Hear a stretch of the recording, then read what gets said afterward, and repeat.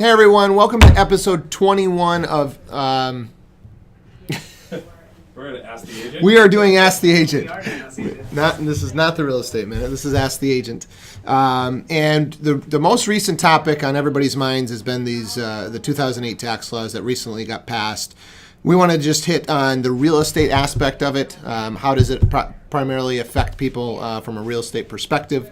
By no means are we going to get into all the different tax laws that were passed. And by no means am I a real estate expert.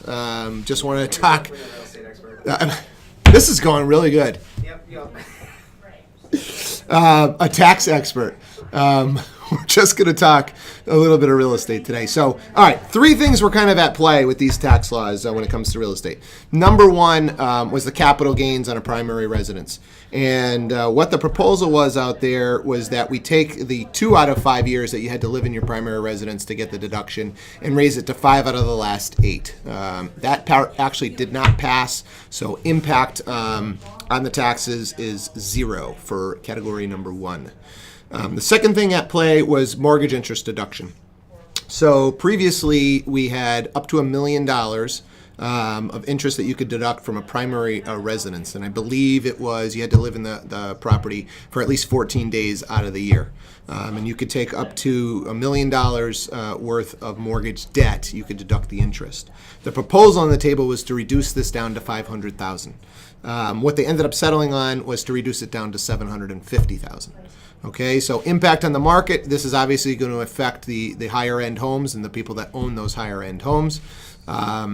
So it could affect the wealthy. I don't think overall impact on the market or markets where there's not a lot of $1 million houses being sold is really going to be affected much at all. The third category would be SALT, otherwise known as state and local taxes. So basically, before there was no limit on this stuff as far as what you could deduct, but they passed a $10,000 limit on the deduction.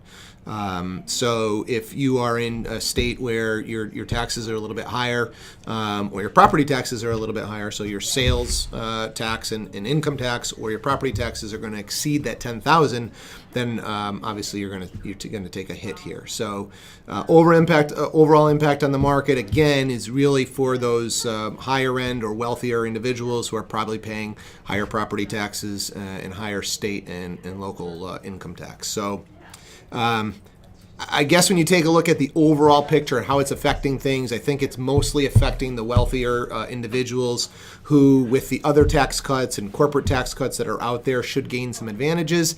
I really don't think there's going to be much effect on the actual housing market, especially for your average price points. If anything, you're going to see a little bit in the higher end stuff. So glad we're able to get this thing wrapped up and on target.